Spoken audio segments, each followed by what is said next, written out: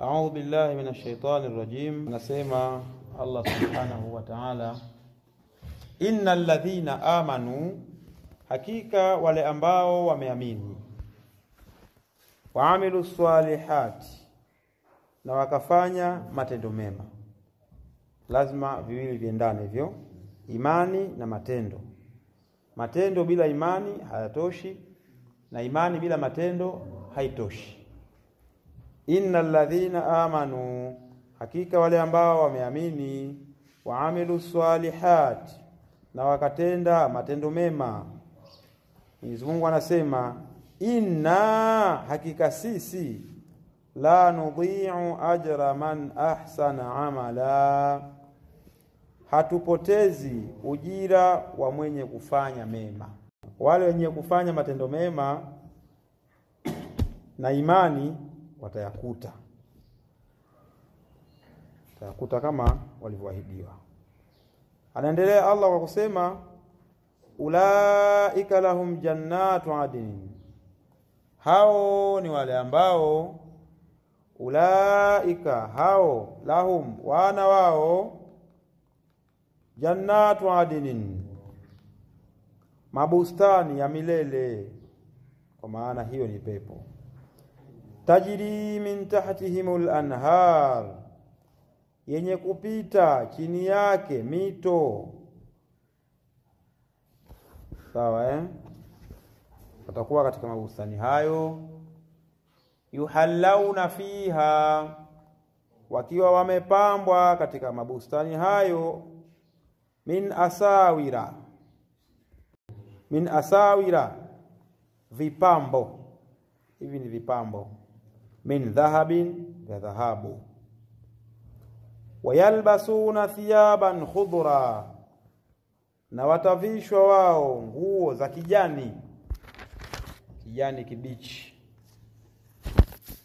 Min sundusin, zinazotokana na sundus, wa istabraqa.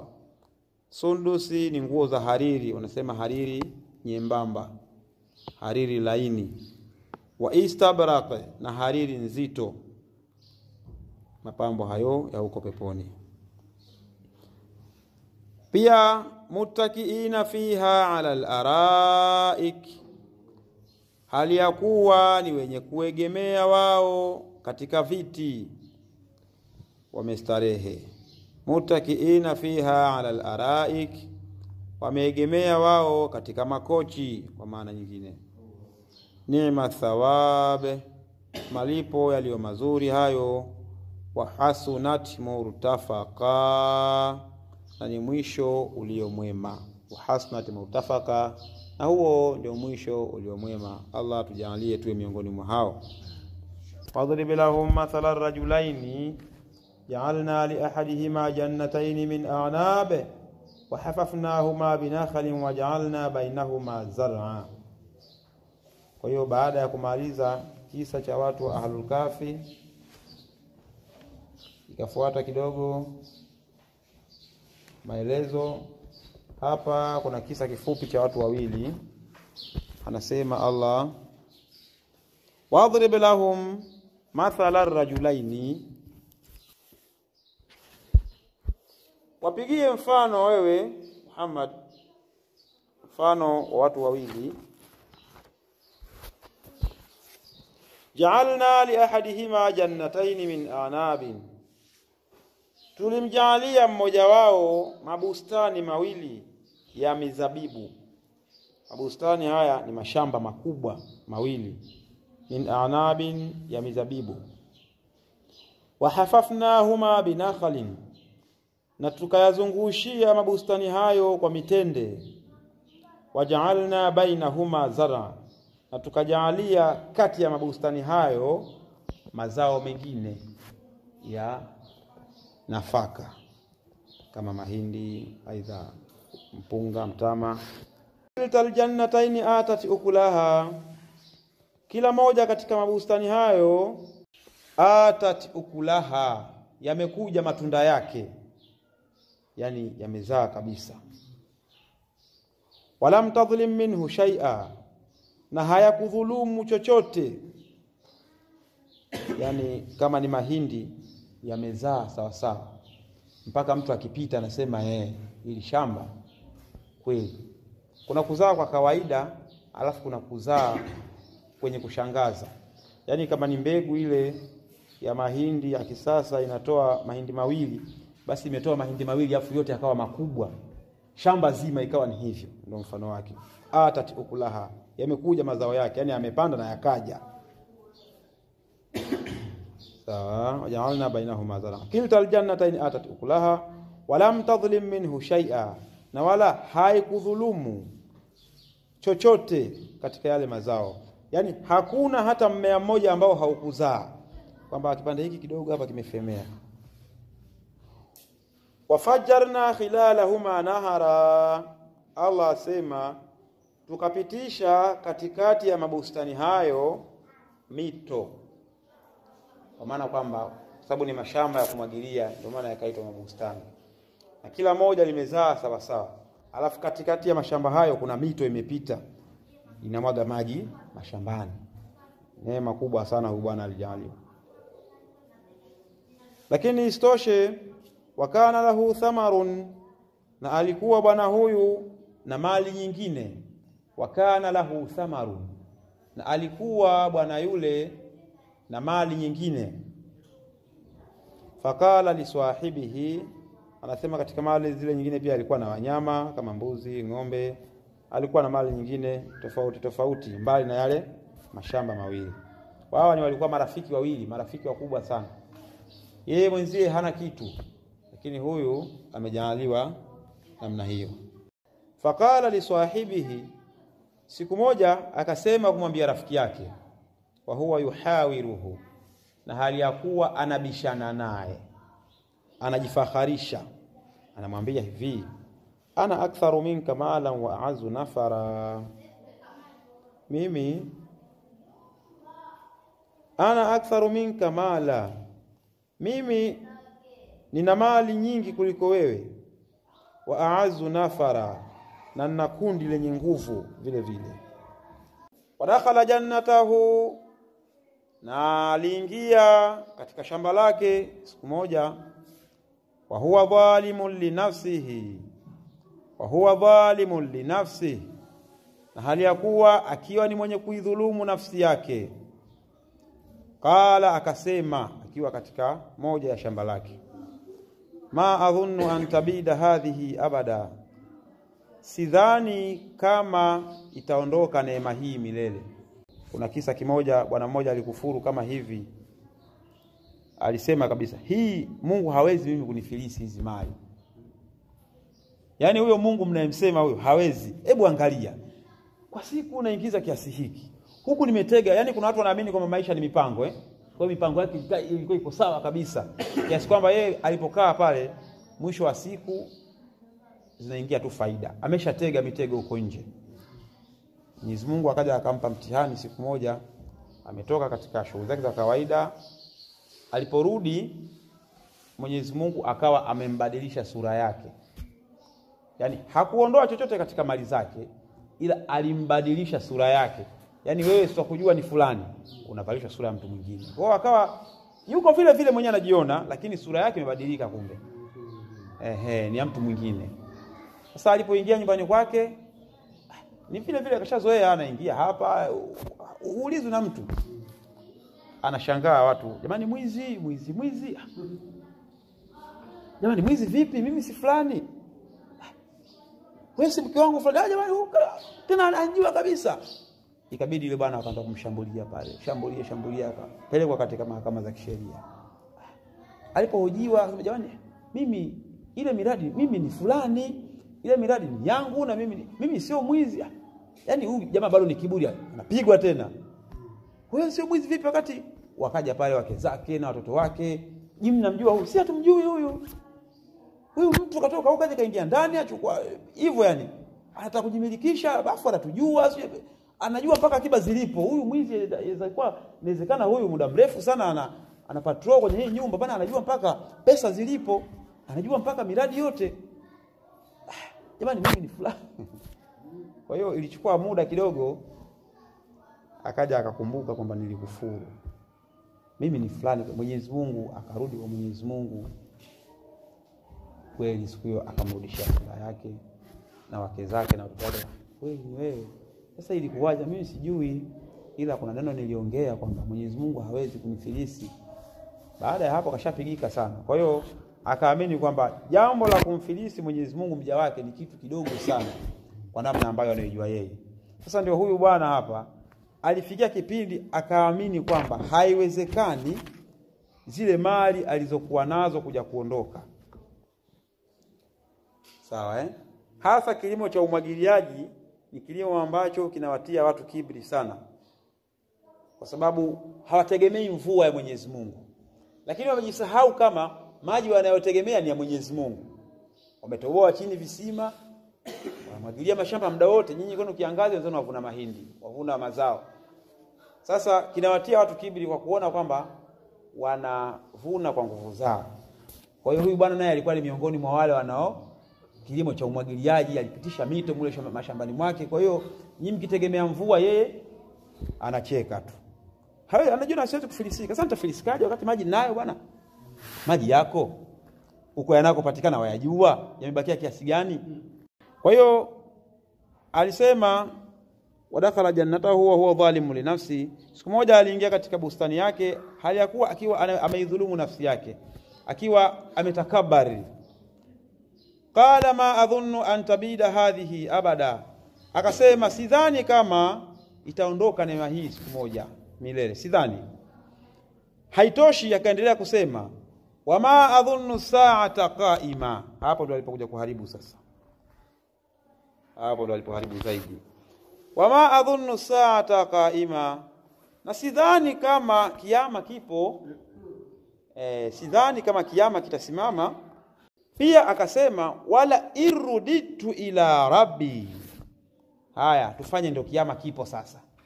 Akasema haya, tufanye ndio kiyama kipo sasa. Lakini wala irruditu ila rabbi, kama nitarudi kwa Mola wangu, yani ikitokea siku ndo nimerudi sasa, la ajidanna khairan minha munqalaba, nitaikuta neema kuliko hii ambayo nimeitanguliza.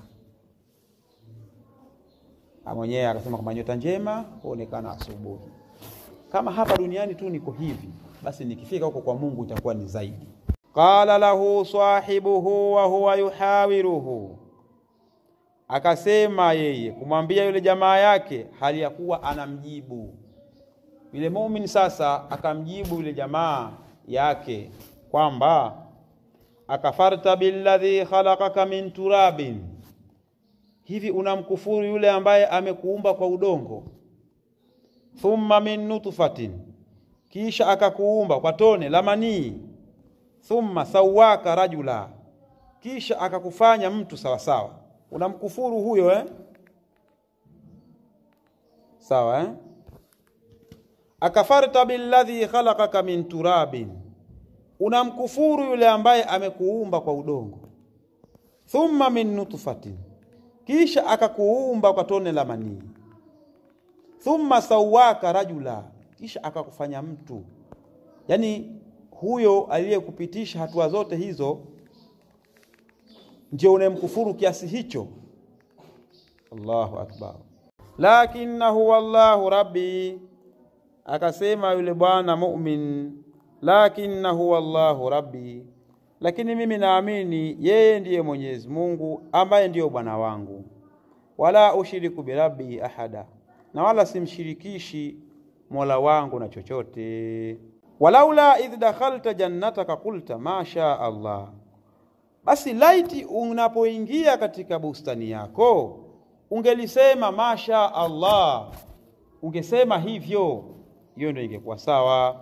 La quwwata illa billah, hapana nguvu isipokuwa ni kwa Mwenyezi Mungu. Intarani, ila wewe ukaniona mimi, ana aqalla minka mala wa walada, mimi ni mchache kwako kwa mali na watoto. Faasa rabbi, basi huenda Mola wangu an yu'tiyani khairan min jannatik, huenda Mola wangu akanipa mimi bustani lililo bora kuliko hayo mabustani yako. Wa yursila alaiha husbana minas samaa, na akaleta kutoka mawinguni radi. fatusbiha sa'idan zalaka, na yakapambaukiwa hayo mabustani yako hali ya kuwa ni udongo wenye kuteleza. Au yusbiha ma'uha ghaura, au yakapambaukiwa hayo maji yako hayo unayojifakharishia kwa kumwagilia hayo mabustani yako, ghaura, yakapambaukiwa hali ya kuwa yamekauka, yamerudi ardhini. Falan tastati'a lahu talaba, usiweze wewe kuyatafuta hayo maji. Mungu anapoamua kuyaondosha maji yake, hakuna mwenye kuweza kuyapata. Ameyasogeza tu chini kidogo, akatupa nguvu za kuweza kuyatoboa kwa utaalamu ambao ametugaia mwenyewe, kwa kiasi ambacho kina mwisho. Kuna sehemu ya kifika hatuyakuti. Lakini kwa hapo ambapo ametuhifadhia, basi kwa utashi wake ndio tutaweza kuyakuta, aidha kwa nguvu kidogo au kwa nguvu kiasi au kwa nguvu kubwa za kibinadamu, tukayakuta tukayatumia kwa kiasi ambacho yeye ametukadiria. Lakini kama ataamua kuyasogeza, basi hatutaweza kuyapata. Katika suratul Mulk anasema, qul ara'aytum in asbaha ma'ukum ghaura faman ya'tikum bima'in ma'in. Hivi unaonaje kama ikitokea siku moja maji yenu yakipambauka yamekauka, hayapo kabisa ardhini, nani Mola mwingine anaweza kuleta maji? Hii ina mazingatio sana, ni kwamba hakuna. Mwanadamu ni mtaalamu wa kutengeneza vitu mbalimbali, lakini vitu vile vinatengenezwa kwa kutumia material ambazo zipo katika ardhi, ambapo vilishaumbwa na Mwenyezi Mungu. Hatumii material yake, sijui hapa tunaelewa Atatumia madini kutengenezea vipuri mbalimbali, injini za gari, mashine za kusaga, injini za simu, lakini ni madini ambayo kayakuta pale, yeye ndio akayachakata kwa kutumia utaalamu. Atatumia umeme utatumia maji ambayo kayakuta.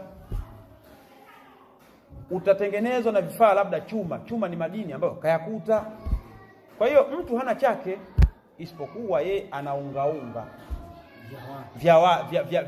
vya Allah, vya mwenyewe, na yeye kavileta kwa manufaa yetu sisi. Kwa hivyo tunavyofanya ni sawa sawa, lakini sasa sio sawa sawa, kwa sababu baada ya kufanya vile tutatakabari, tutaona ni ujanja wetu, twamsahau fundi.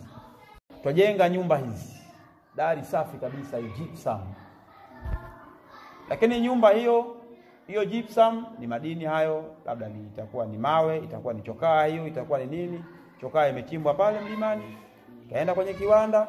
Hicho kiwanda chenyewe ni mitambo ambayo imechimbwa ardhini, kupatikana kiwanda.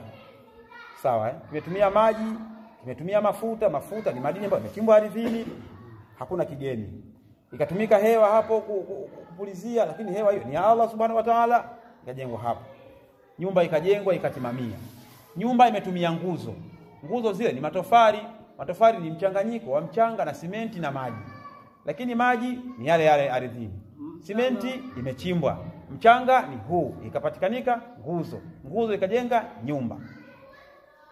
Yeye sasa fundi akatuonesha ufundi wa kusimamisha mbingu bila nguzo, na haijawahi kuanguka, haijawahi kutikisika, wala haijawahi kuweka kreki.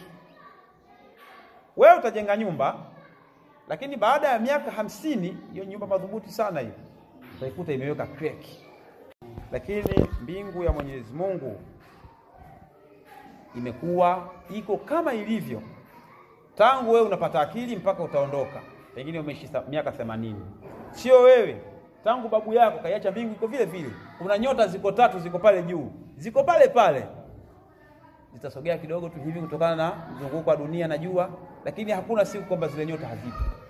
Babu yako kaziacha, baba yako kaziacha, wewe utaziacha, mwanao ataziacha. Sunna Allahi alladhi atqana kulla shay'in fatabarakallahu ahsanul khaliq. Huyo ndio mbora wa kuumba. Unatakiwa unapoamka usiku, kabla hujakwenda kokote, kwanza usimame nje, utazame juu. Utauona ufalme wa Allah, utaziona nyota jinsi zilivyopambika. Aidha hakuna nyota, zimeziwa na mawingu, au kuna mvua inanyesha, basi unatakiwa kuna aya usome inasema inna fi khalqi samawati wal ardi wa ikhtilafi al-layli wan nahari la ayatin li ulil albab alladhina yadhkuruna Allaha qiyaman wa qu'udan wa ala junubihim wa yatafakkaruna fi khalqi samawati wal ardi rabbana ma khalaqta hadha batila subhanak faqina adhaban nar. Huku umetizama angani. Kwa hiyo ukisoma hiyo aya kwa mazingatio kabisa, utajua Allah ni nani na wewe ni nani. Hapo sasa utachukua birika yako, utakustanyo na kutawadha, nenda kapata raka zako 2 kwa ajili ya Mwenyezi Mungu. Na ule ukubwa wa Mwenyezi Mungu utakuwa umekaa katika moyo wako. Hutoipata nguvu ya kumwasi Allah tabaraka wa taala. Hutofika huku kwa kama huyu bwana ambaye amepata tu neema chache hapa ulimwenguni akamsahau Mungu. Ndugu zangu, wakati mwingine tunapigwa na haya maisha magumu kidogo haya tunayoyaona sisi magumu, lakini lengo ni ili tumtafakari Mwenyezi Mungu. Huenda angetukunjulia tungepotea. Kuna aya katika Qur'ani kabisa inasema walau basatallahu rizqa liibadihi labaghaw fil ardi walakin yunazzilu biqadari ma yasha'u. Asema Mwenyezi Mungu, lau angeliwakunjulia waja wake riziki katika ardhi, basi wangefanya kibri sana. Pengine huko kunyenyekea huko kwa sababu huna kitu. Siku ukikipata kitu hatukuoni hapa. Neema ni mtihani ndugu zangu. Huku kukosa ushukuru, neema ni mtihani. Uwezo ukapata neema kidogo, basi ukayafungulia ambayo hukuwa nayo. Ukaja pengine muda wako kufa nao umekaribia, unakuja kupata neema umri wa mwisho, yule unaondoka na jina baya kabisa. Kwa hiyo tumuombe Mwenyezi Mungu takhfifu ya maisha, lakini pia tusisahau kumuomba yakini pamoja na hiyo takhfifu ya maisha. Kama iko kheri kutupa, basi muombe atupe. Tumuombeni atupe. Kama haiko kheri, basi atupe takwa. Basi inatosha. Huyu bwana akasema fa'asa rabbi an yu'tiyani khairan min jannatika wa yursila 'alayha husbanan minas samai fatusbiha su'idan zalaqa. Huenda Mola wangu akanipa mabustani yaliyo bora kuliko ya kwako na akaleta kutoka mbinguni radi, fatusbiha su'idan zalaqa, hayo mabustani yako yakapambaukiwa hali ya kuwa ni udongo wenye kuteleza. Yani mvua inyeshe na yale mazao yaende na maji, ubakie udongo tu pale mtupu ambao matope yale. Inawezekana hiyo. Au yusbiha ma'uha ghaura, au yapambaukiwe maji yako hali ya kuwa ni yenye kupotea ardhini. Falan tastati'a lahu talaba, na usiweze kuyatafuta. Utasimama wapi ndugu yangu? Basi kilichomkuta hapo mbele tutakikuta kesho insha Allah katika aya inayofuata hapo, wa uhita bi thamarihi fa asbaha yuqallibu kaffayhi ala ma anfaqa fiha. Wallahu wa rasuluhu a'lam.